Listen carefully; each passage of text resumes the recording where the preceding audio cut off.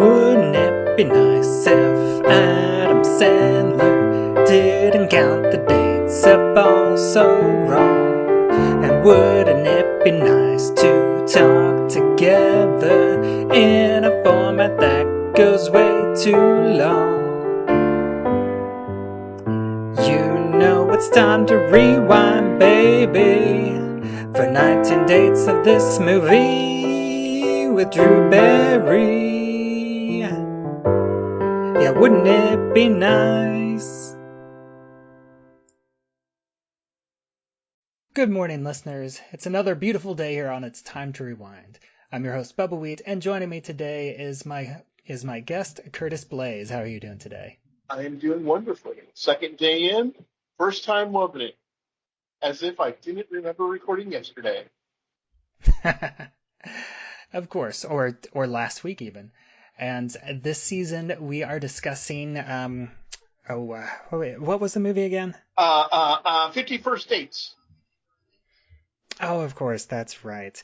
Although it is 19 first dates, and we are going through them one date at a time. And this week's date is what I'm calling their 14th date, because it is their 14th interaction, and I would say it's their 9th actual date. And it starts at 66 minutes and 29 seconds with a shot of a large pineapple field, and it ends at 66 minutes and 46 seconds with "That's What I've Heard." So this is, just another 16-second clip of this first kiss montage. And again, we get a slightly different read on it. I think she goes back to "Nothing Beats a First Kiss" this time around. Nothing beats a first kiss.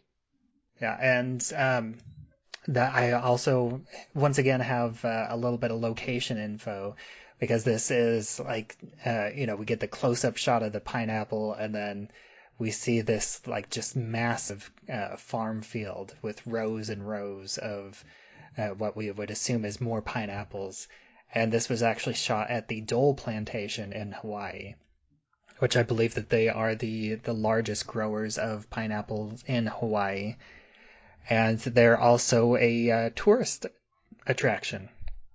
You can go visit the Dole Plantation and take a tour. They have like a train ride, a garden maze. And I can't imagine they'd have too much else. Would you ever go to the Dole Plantation to see how they grow pineapples? To be honest with you, the only time I was in Hawaii, I only went to 3 strip clubs and then back to the ship so we could get going. So you have actually been to Hawaii before? Yeah. Yep. I've been to all the states in America except for Maine and Florida. Oh, interesting. I have not done nearly as much traveling, although I have made it to Alaska, but I've never made it to Hawaii. And you are at least the second guest that has been to Hawaii before. Well, interesting. I'm not going to be probably as formative as that person.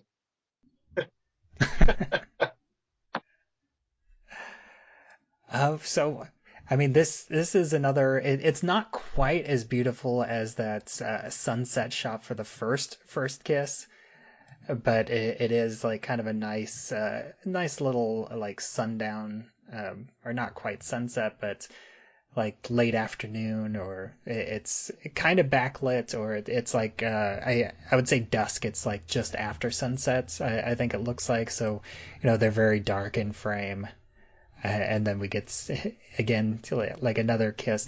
And I also like how both last week's and this week's you have the first kiss, the quote unquote first kiss, and then you have the line, and then they go back in for another kiss. Right.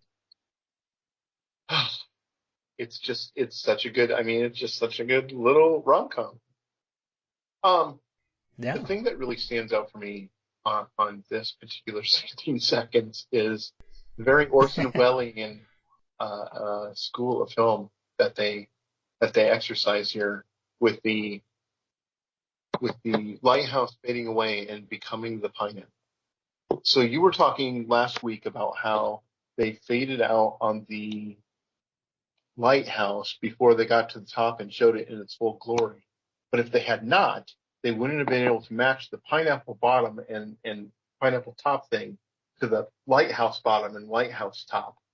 And the skill, well, maybe skill, maybe it was luck. It was probably on purpose that they had in rotating away from the lighthouse to the pineapple, how they matched that. It really shows that there was a lot of thought put into the cinematography. Yeah, it's not quite on par with like a Edgar Wright match cut, but it's not bad. I mean, they were trying, is all I'm saying. This goes back to that, before. This goes back to that thing before Adam Sandler just took vacation movies. They were actually doing right, and just started hiring all of his wife and kids. I mean, his wife does have a very small role in this movie, but I noticed that some of his more recent ones, I believe the Bat Mitzvah has his wife as almost a lead role, and I believe it's his daughter. Is kind of the main role. I don't even know who his wife is, to be honest. In this movie, she has a blink and you miss it. She's the dentist in the opening montage. Huh. Okay. Right. And I don't believe she was an actor before. I don't think she had any roles before marrying Adam Sandler. I think she's only kind of recently started acting in his movies, like in increasingly larger roles. Come do this so we don't have to pay you scale. And I also noticed that Rob Schneider has a movie with his kid as well. Oh. Well, how do you feel about that? Because, and I'm going to bring up a controversial figure here, probably. Who's that guy? The dirty, hairy guy. Clint Eastwood? Clint Eastwood does the same thing. Same crew, people, every single time, every single movie. It's like they just have their own little film factory where they all have their jobs and they know their jobs and they pull it off perfectly, under budget, under schedule, every time. I mean, what you want about... it's funny you bring him up because I literally just was I think reading about him doing that like just a couple days ago. And yeah, it's like that. And they were talking about, because he was like in a round table with other directors and they were talking about the editing process, and the other directors are like, yeah, it's I spend 12 to 14 hour day with the editor as we go over every single shot. And they get to Clint Eastwood and he's like, yeah, we have a conversation in the morning. I tell him what kind of things I'm looking for, and then I go play a round of golf. I come back at the end of the day, see what he's got, and we have another conversation and go from there. And perfect. That's exactly okay. Yeah. That is exactly what I'm talking about. I don't know who the director is on the Adam Sandler movies, but I bet they just have kind of a team like that just does all their things. I mean, for what it is, it's like the cheap movie version. It's like the Dollar General movie making version of the Clint Eastwood team, but kind of that thing. I bet they just or like the Wish.com version. Wish.com. I don't know if it's that bad. I mean, their lighting is pretty sitcomish. It's not extremely cinematic. Well, there's some good. You know what? I'm not going to talk trash about it. There's some good stuff in this movie. They knew what they were doing. Yeah, I would say there's a few really nice shots, like that sunset shot with the first kiss is an absolutely gorgeous shot. Yeah. And the scene at the, what do you call those things? The aquarium, where they're outside and he's getting the whale to nod up and down yes in the minute we're going to talk, or whatever, the date we're going to talk about next week. I'm particularly impressed by too. It doesn't look overly like set lighting, but they get the job done. Without it being, like an 80s low budget, nothing movie. Yeah. And I am going to jump ahead a little bit and ask you a question now about a character that's she pops up at the very beginning of next week.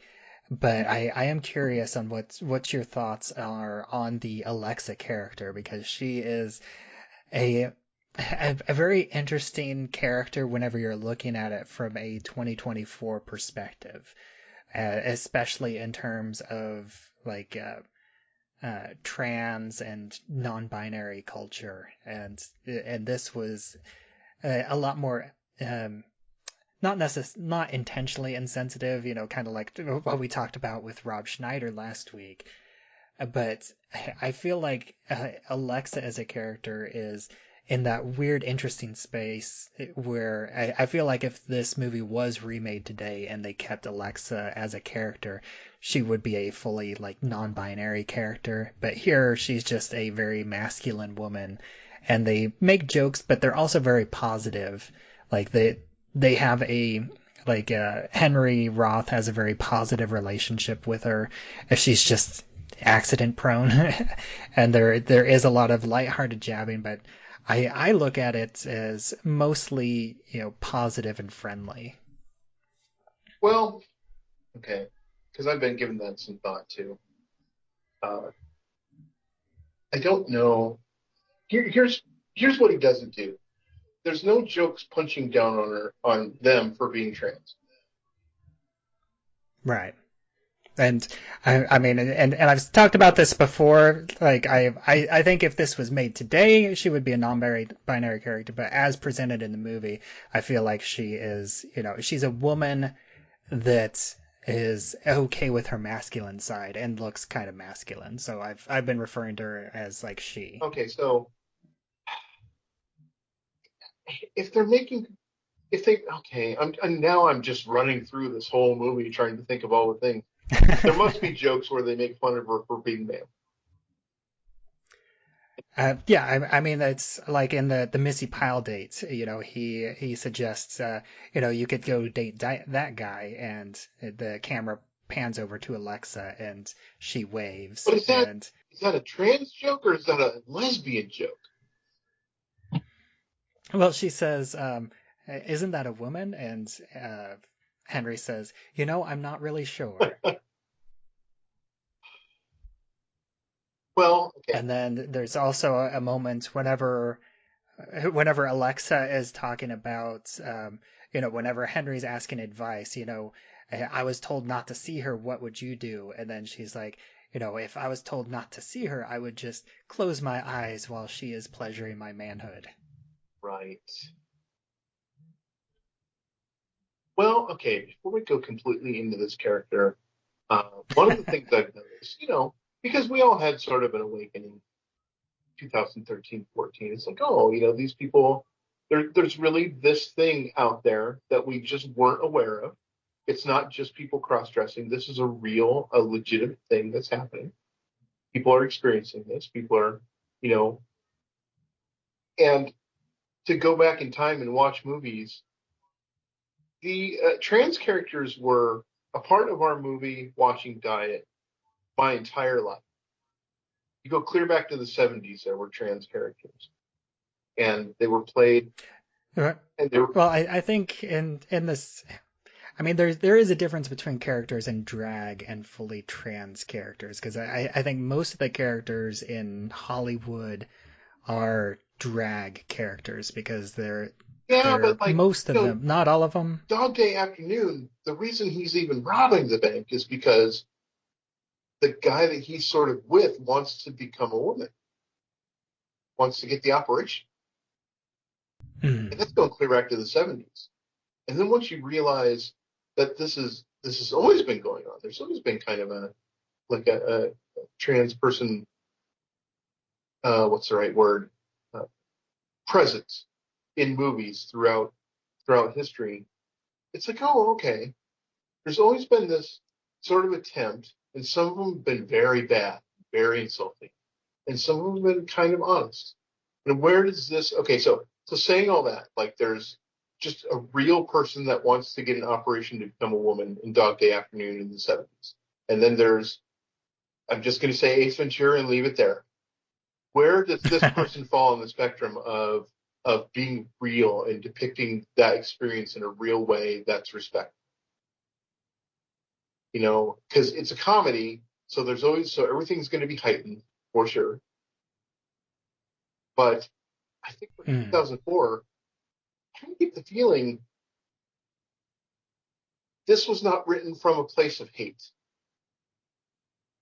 Right. And they also, there is a trans character, an actual trans character, in the scene just right before your week, and whenever Lucy visits all her friends and she sees Jonathan, that's right. who used to be Jennifer. Right. And and I mean, they treat it as a joke, but at the same time, Lucy is like 100% accepting of Jonathan They as a depict character. it as accepting, but then they end it with a wee joke. Yeah, right. So I don't know. A product of its time, it sure could have been worse. And also, I have no idea what the trans person experience is. For all I know, the stuff is completely insulting, and just being just a white guy who doesn't know anything, how would I really know? It'd be interesting. Right. It'd be interesting to really talk to somebody in the community, in the family, and find out, how does this movie treat the topic? There's really nothing. There's not a lot I can say about it myself that would be legitimate, other than that I sure am glad they weren't punching down a bunch. That's nice. That makes me like them better than not. Than some depiction. Ace Ventura. You know what I mean?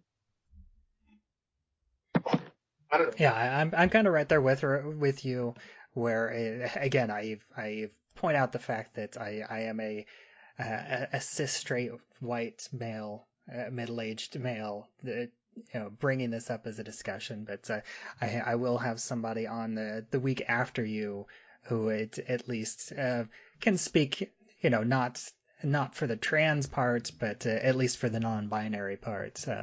So I'm curious to get their perspective. I can't wait to hear that episode. So there goes the first 10 minutes of the next minute.